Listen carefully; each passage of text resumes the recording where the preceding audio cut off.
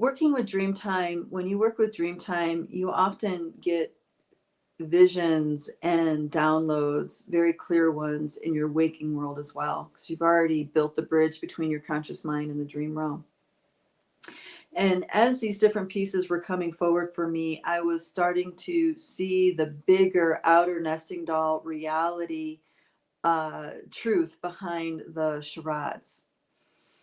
Um, and this is, let's see, this is the second year of the coming of this particular energy.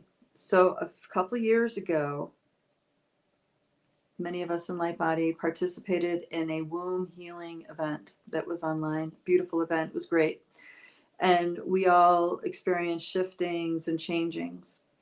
A lot of times our tendency is to have a transformative experience and be aware of which we're aware of, and then we move on.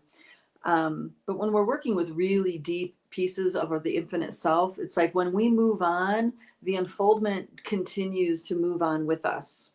And that's what I see. What's dawning on me now is that there was a massive doorway, a stargate, let's say, open to healing the different aspects of, we'll maybe call it integral male, integral female self. And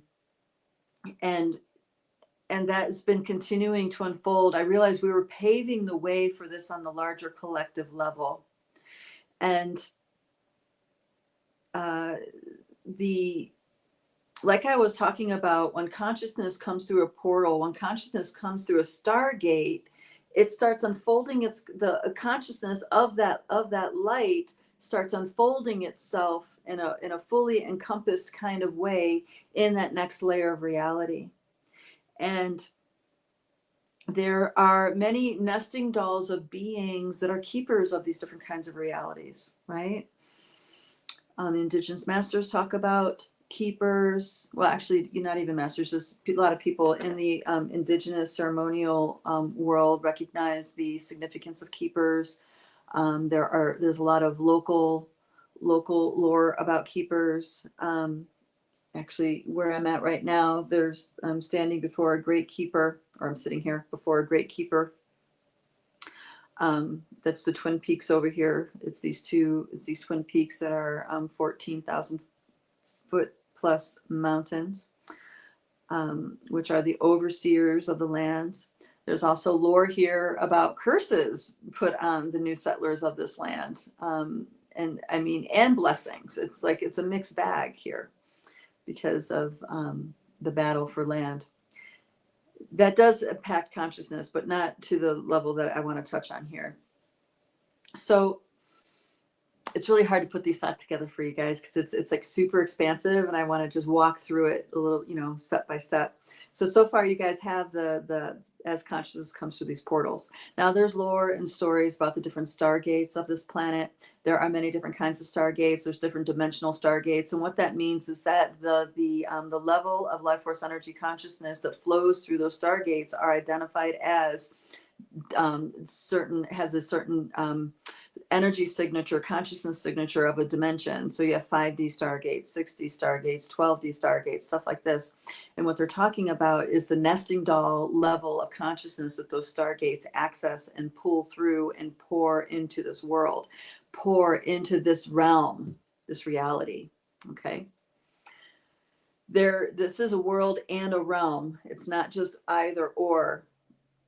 So, and we are not alone in this realm. There's the Pachamama realm in our, that we're unfolding our consciousness, but in our bodies, the telluric aspects of what we're holding in our bodies consists of the entire solar ring, of the entire Milky Way galaxy, of the entire Laniakea cluster, the entire cosmos. All of those stellar interdimensional cosmic galactic beings that consciousness, that spark, all exists inside of us. It's all inside of us. It's deep in our blueprint of who we are. And I say this because it's important for us to recognize that as we unfold our consciousness, it's just not an all out, it's just not a lightning bolt going out. There is an exhalation and there is an inhalation. And then there's an exhalation and there is an inhalation.